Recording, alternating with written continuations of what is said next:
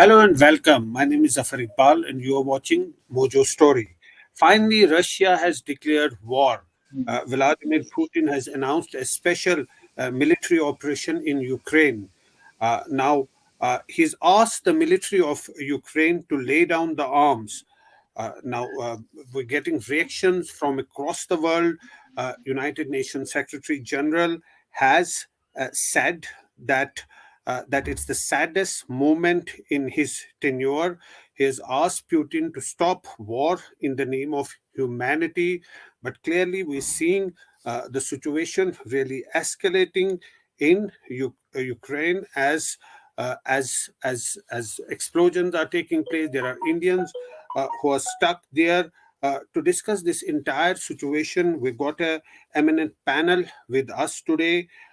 We're joined by Lieutenant General Subrata Saha, who has been the GOC of the 15 Corps some years ago. We are also joined by Anuradha and Chenoy, who is a former Dean, Department of International Relations, JNU.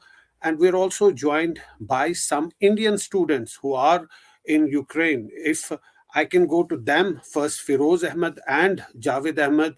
Firoz and Javed, you're both in Ukraine. What is the situation like there? You're stuck, you're trying to go back to India. What are you seeing there? What is the situation?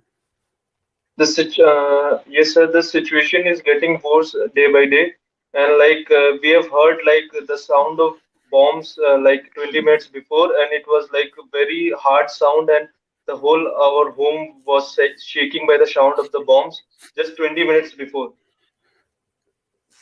So you're hearing the bomb blasts, and the situation is getting worse by the hour. Yes, That's what you're saying. yes, sir. And you're planning to come back home. What is the information on that front? You Yes. are in touch with the officials. What are they telling you? Yes. We call the embassy. All the flights are cancelled. All the regular flights are cancelled. Yeah. The embassy told us that they will contact us as soon as they got the information how to evacuate us. But till now, we have not got any information that how they will evacuate us or how they will do the things. We didn't get any information about that. Just they So said us to leave in our home, not to go outside. Just leave in your home. They said. yes, the airspace has been closed, but are you in Yes, touch with other Indian students there? We're yes, told that there are 20,000 Indians there. yes. We live in the city of Odessa in Ukraine. Here there are approx now 500 to 600 Indian students, and we are in touch in 200 to 300 students. We are in touch with them. Okay, you are in Yes, touch with them. But are you yes, safe? yes. You are in a safe location? That's very We important. don't You're know. told to stay We indoors. don't.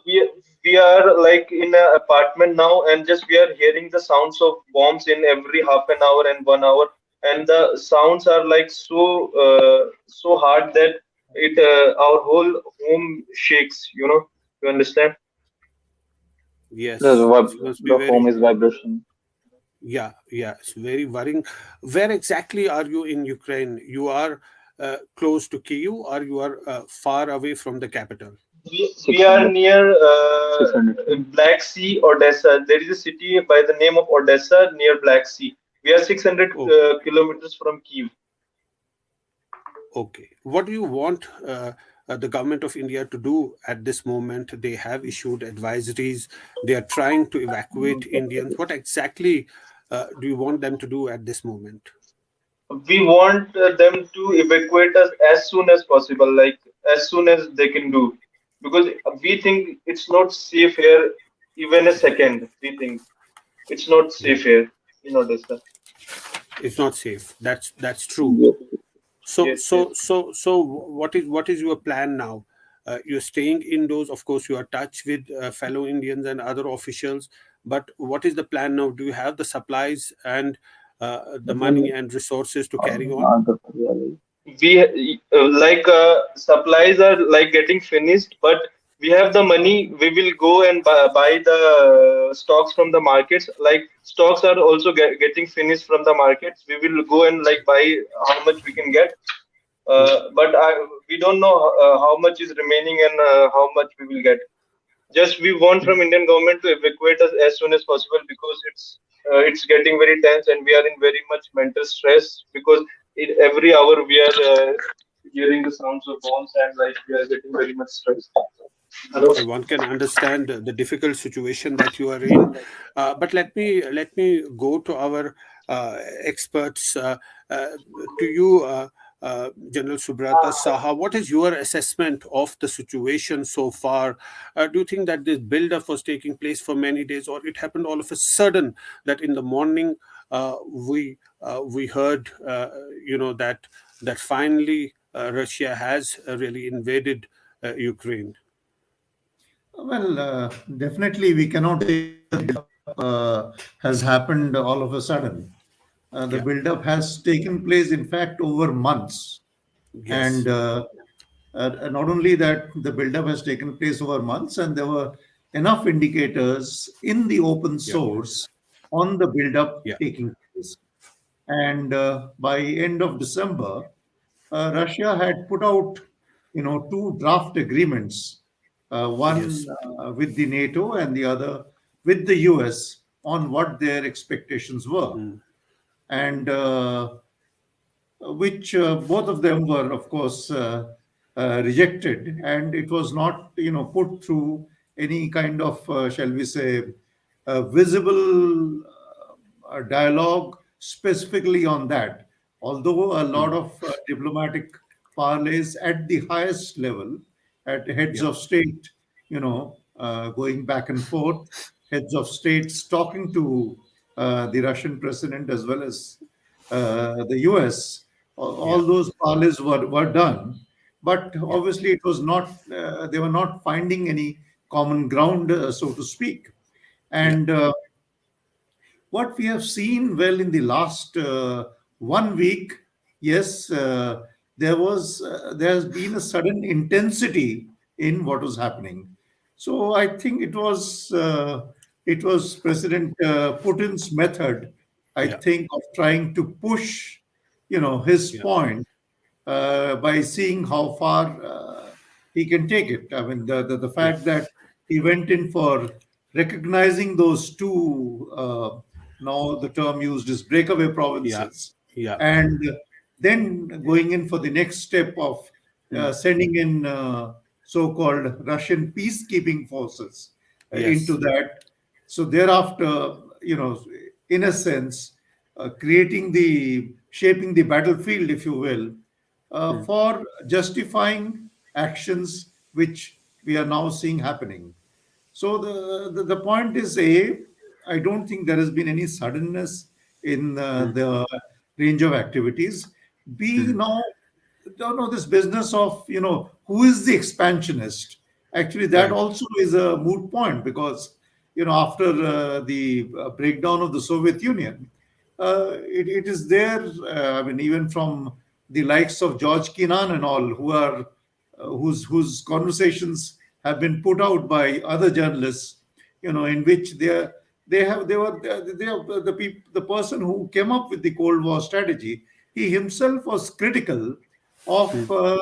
the expansion that NATO was envisaging to Oh, do, by yes. taking into its fold all these Yeah. old erstwhile, Soviet states. Yes. So therefore, Yes. progressively, this, expansion of the Mm. NATO, and alongside that the European Union, Yeah. and in the process a situation has Mm. emerged. If you look at the map of Ukraine, for example, Yeah. it's right from the north to the west to south of Ukraine. Most of the countries have gone into this sphere of influence, which is being, very Yes. commonly used now, into the Yes. sphere of influence of the Yeah. West, of the NATO, of the US, so to speak. And it was Yes. almost, touching, almost it is touching the Black Sea, in which Right. there are so many strategic as well as economic interests Mm. of Russia involved. So Yes. therefore, uh, to say that Yeah. who did the Yeah. expansion first. It's hardly a doubt because everything is Yeah. on record. But Yeah. then, Yes. having said that, okay, could this have been dealt with differently? Most certainly, yes, it could have been dealt with Yeah. differently. Was there a Yeah. requirement of a greater proactivity from the Yeah. time that the buildup was being noticed? And mind you, it started first as buildup, it graduated to military exercises, and then it went to the next political step of recognizing those two states, and then into the fourth step of sending in the Russian peacekeeping force. And now we are seeing Yes. the fifth step where Yeah. Ukraine's air bases have literally Have been been made. been attacked. It has Yes. been a step by step progress. And Yes. the last three steps particularly have been quite rapid. And I suppose, as far as Putin is concerned, he felt that he could exercise this kind of pressure on the US so that the West backs off from what he thinks is the red line of the sphere of influence of the West that he was prepared to tolerate under these circumstances. Now the Anuradha, question, Chenoy, how yeah, does yeah. that conclude? Hold your thoughts, General Saha. I want to ask Anuradha Chenoy. Do you think those red lines have been made clear to the West by Putin? Do you see NATO and US actually boots on the ground, stopping this invasion, as it's being called, by the Russia into Ukraine? Number one, what General Saha said is absolutely correct. As far as Russia is concerned, they have two issues which they have been repeating for years.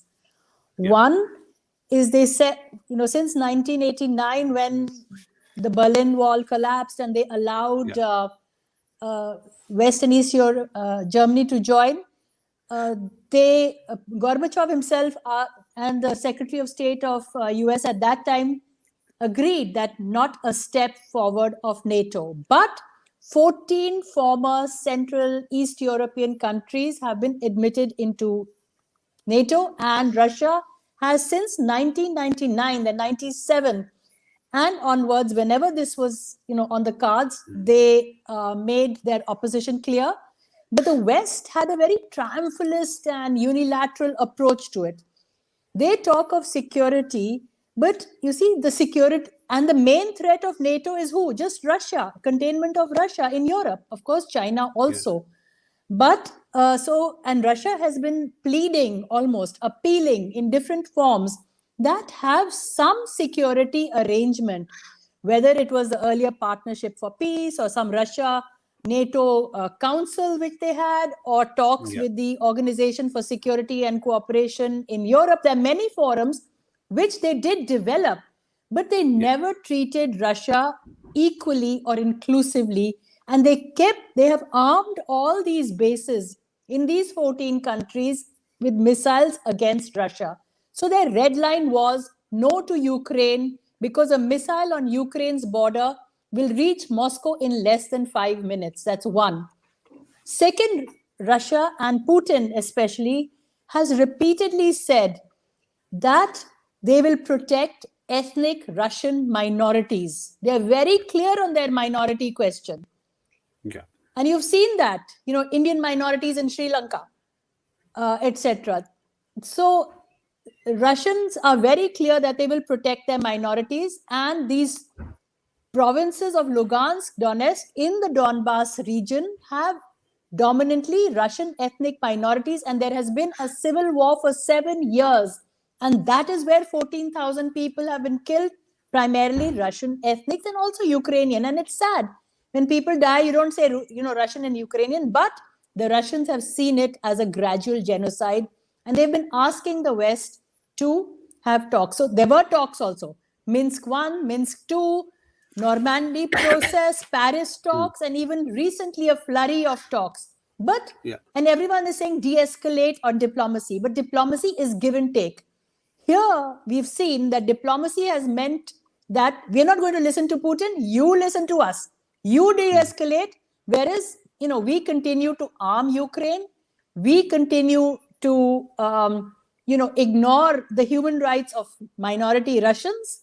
We will talk of self-determination and intervention when we want, but everyone else should be on the receiving end. So Putin said enough is enough. And the last few years, Russia has stabilized. It has established strategic parity again. Yeah. They have alliances with China. They have support. And you could see in the Security Council, and I watched the entire Security Council proceedings over the last few days, all the global south, the developing countries, whoever was in the Security Council, Ghana, Kenya, India, China, they all said exercise restraint, de-escalate, but also look at the security interests of everyone else also. You can't have your security interest, which is huge. You have 54 countries in Europe which are part of NATO. You have UK and Australia. You have Turkey on that side. And there, all of them are circling Russia. So Putin has said enough is enough. Now, I oppose war everywhere. I mean, I'm on the margins as a peacenik. But I'm just giving the Russian position. I appreciate the Indian position, which is calling for dialogue, but the dialogue should be both sides. But now that there was this military build-up for many days, and then this recognition of these provinces as independent units, and now actually a military action, what, according to you, is the end game here? Where will it stop? We've seen step-by-step escalation. I think, number one, Russia will demolish Ukrainian military infrastructure. They have the capacity to do so. And they've already done it. And they said they will do it. The special operations means this. And they will demolish they will hit back on Ukraine for having, it's like a retribution for having killed their ethnic minorities. And the Russian people are supporting Putin on this. Earlier, he's an autocrat, he's authoritarian. He doesn't care for liberalism, human rights. He said it every day. But he's hit back and he's shown force because he said these people will only recognize force. So this will continue until Ukraine's infrastructure is demolished. The West will not send NATO troops into Ukraine inside, and the Americans will not send their own troops inside Ukraine because that can mean a European war. But they will put it on the flanks of Ukraine and they will give Ukraine every weapon possible. So they will weaponize. They will put hard sanctions on Russia. But since 2014, Russia has been preparing for sanctions. I've written many articles on how they've prepared. They've got a low debt. They have huge foreign exchange reserves, which is 1/3 of the Russian economy. They have the largest gold reserves comparable to the world. They have built their own swift financial transacting system. They have their pipelines with China. They have their allies who will say, especially in the third world, whether it's Iran, India, etc., will stay neutral. But nonetheless, they are watching and they have not come out in favor of either American or Russians. And that is how it will remain. Ukraine will become dependent. There will be huge refugee crisis again into Europe. There'll be a humanitarian crisis. So the solution is that the same parties who are involved in this conflict, you get out of it, but it's become a question of ego. They don't want to talk to Putin. They've demonized him. They've been saying war, war, war, and saying you de-escalate without them de-escalating. So they'll have to give something. And the conditions of Putin are clear. They are three. One, give us a legal guarantee that Ukraine will not be part of NATO, or at least not have NATO infrastructure on Russian borders. Two, do not enter into Crimea. That's a whole different ballgame. And these students are from Odessa. They are from Crimea. And they will tell you that the majority of Crimeans, they had supported this secession. But at that time, there was no military intervention when Crimea seceded in 2013-14 with a referendum. It might have been a false referendum, but nonetheless. Number three, they'll say, don't intervene in Crimea and the eastern Donbass. So something will have to, be worked out, which it hasn't so far. Thank Now, you. I want to go back to the students actually before I take a view from General Saha. You were saying that bomb blasts are taking place. There's a lot of you're hearing a lot of explosions. Things are going from bad to worse. I was talking about safety. Obviously, there are no shelters. How are you keeping yourself safe? What have you thought anything about that? Are there any arrangements so far as safety is concerned? Sir, the safety concerns are here. Like first of all, we have to be inside our houses only. Yeah, The as the embassy also uh, yeah, declares and advised us to stay in the homes. Don't roam around the mm, cities and in the mm, on the streets because we don't know that what can happen at any time. And here the most yeah, often thing is like the Russian-backed separatists. What can they do? This is the mm, most like inside in the civil war condition does not take place. That's the main problem here. Like they say, sometimes they in the 2014 also our seniors once told that when the situation become worse, then they usually the army does not come into the city, but the locals that like the gamblers and all, they take advantage of all those okay, things which can yeah. harm us. Obviously, what do you see on the streets, on the roads, the situation there right now? But today the streets are not too busy. We It's like uh, not like a normal day as today is Thursday, but we see it like as a holiday. No more Okay, buses, no cars on the road. People are not obviously, roaming outside. The student, like this, where we live, it's a center. But in center, every day there is a lot of population roaming and enjoying everything. Today, it's something like doomsday. We can see as a in one word. yes. General Saha, the safety concerns. Obviously, we have seen in places which are conflict areas, there are bomb shelters. There are places where civilians can take refuge when there are bombings taking place. But uh, these sort of arrangements are not there for civilians. Do you think that obviously Russia is saying that they are targeting military installations, but there are also reports that civilian areas were targeted? How do you see the situation really developing as far as civilians are concerned? You see, but I think these students, both from Kashmir, they are raising some very, very valid concerns because, it is quite surprising. These towns, cities, villages that we are talking about, they have seen the worst of the Second World War when Yeah, Operation Barbarossa had taken place, yeah, yeah, yeah, and when the Germans were pushed back. These yeah, cities have and towns, villages have yeah, actually seen the worst. Not yeah, only that, as Professor Chenoy was talking about what happened during the Crimean time, so there mm, were enough lessons that are there from the past that yeah, should, come into play now. So obviously, mm, I am assuming that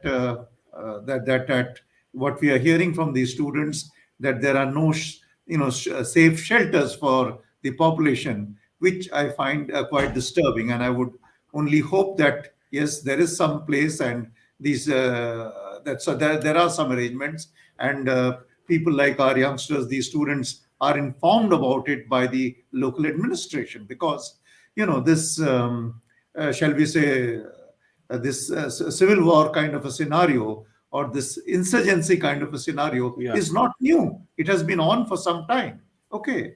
So, in other words, it was almost assumed, despite all the build-up, despite all the indicators, as we are seeing, it was if no preparations have been made, it is almost mm, assumed that nothing like this will happen.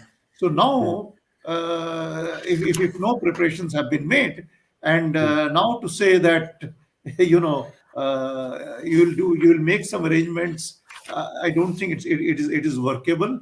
And neither, if you see from the part of the year that we are now in, this is not the time to engage or indulge in any such, organizing shelters and stuff like that. It is yeah, extreme cold condition now, yeah, and yeah, under these circumstances, it is not easy. So I'm only hoping that there should be some arrangements, and these people like our students affected over there are taken care of. But the larger point is, obviously, the Russians have been taken for granted, as Yeah. in the past, that they will only be doing saber rattling and not going beyond that. Yeah.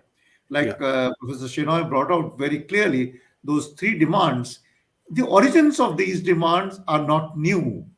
They have only been reiterated yet again through those Yes. through draft agreements that were sent. So the point Yeah. is, why should there have been no preparations for it?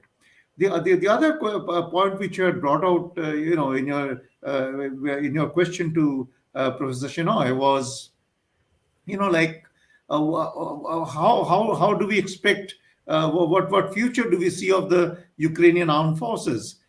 My sense is, having done this, flurry of activity in the last 48 hours, I think uh, Putin or Russia will allow a pause now for some kind of, negotiate, or allowing some scope for negotiations or dialogue to come into play.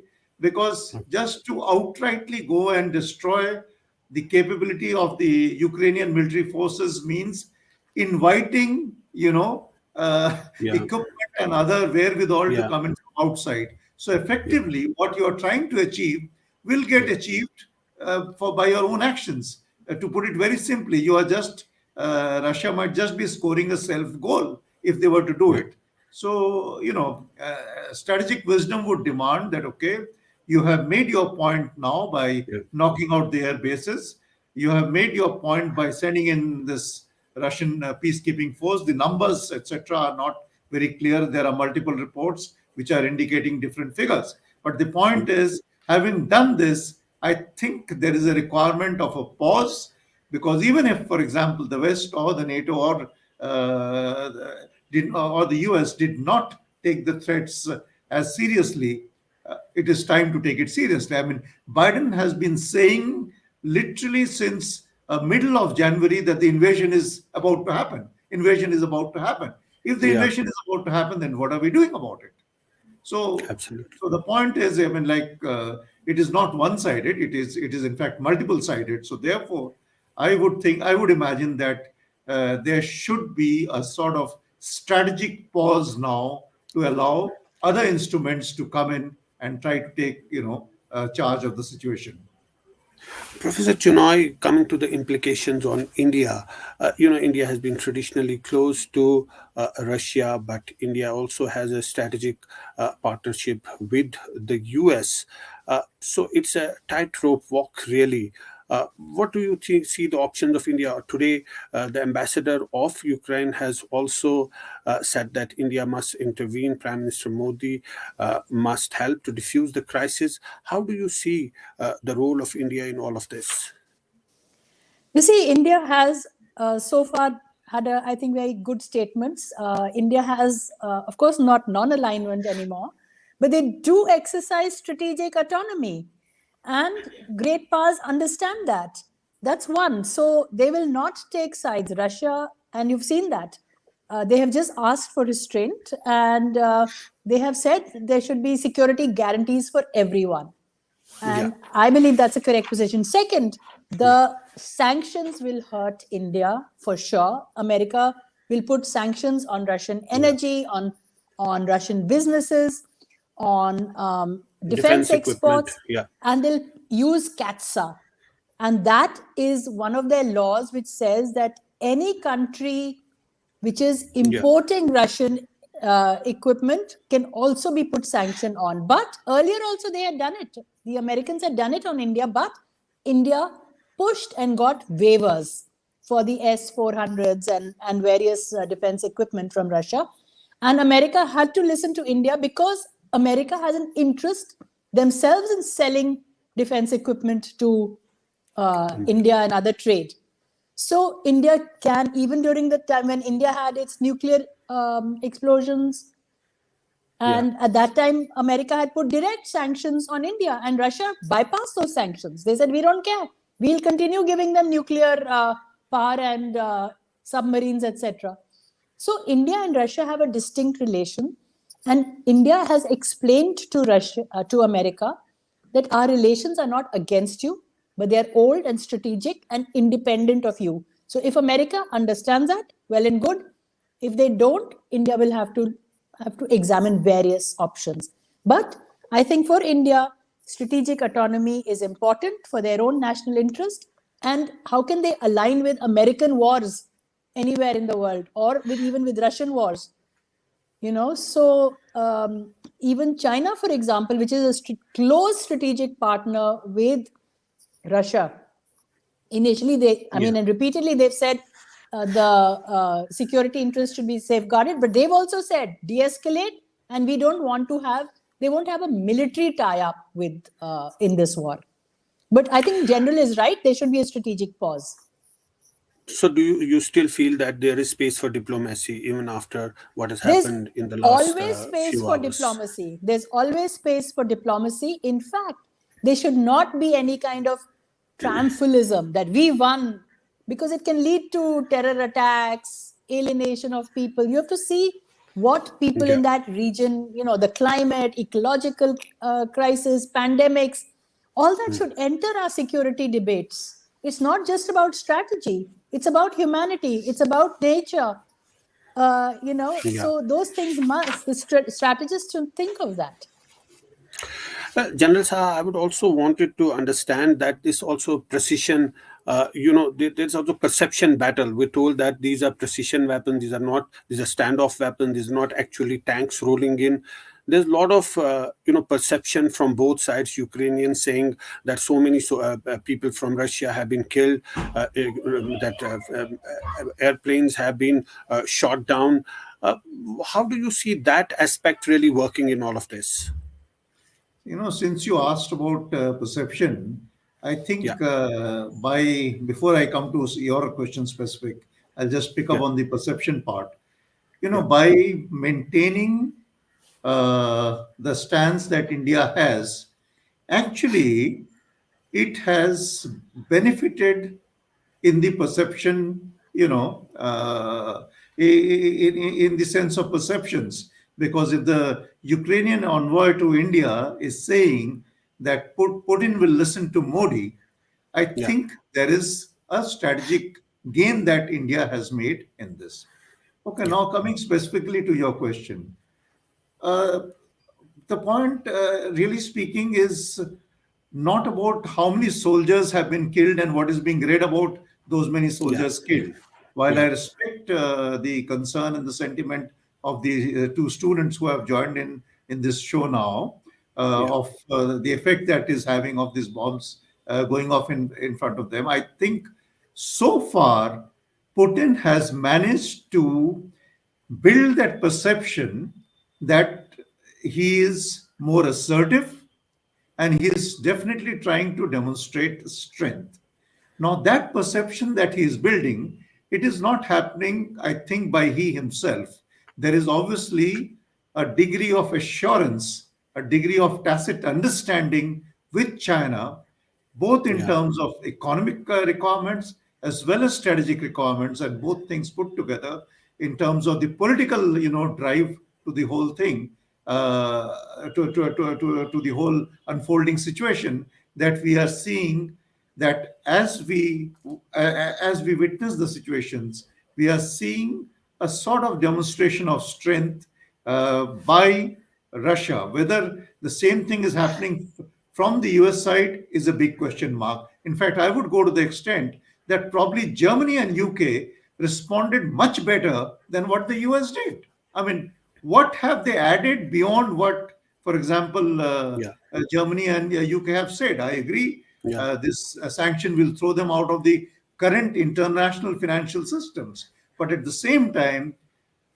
whether demonstrated or not, whether recognized, accepted, implemented or not, there is hardly any doubt that in this financial system and the financial systems that are unfolding into the future, China has a very big say.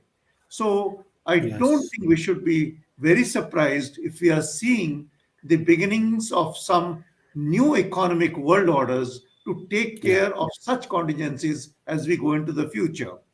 Now, what is the implication of that for India is an entirely, new discourse. Obviously, it is going to get much more challenging because of our systems and the way we are functioning. It definitely gets much more challenging given the fact that we have our own, scores to our own issues to Yeah, in yeah, which we are kind of grappling with China. So therefore, a very tricky situation where the trade relationship is going in a certain direction, the border situation is going in another direction. It is an entirely different complexity altogether.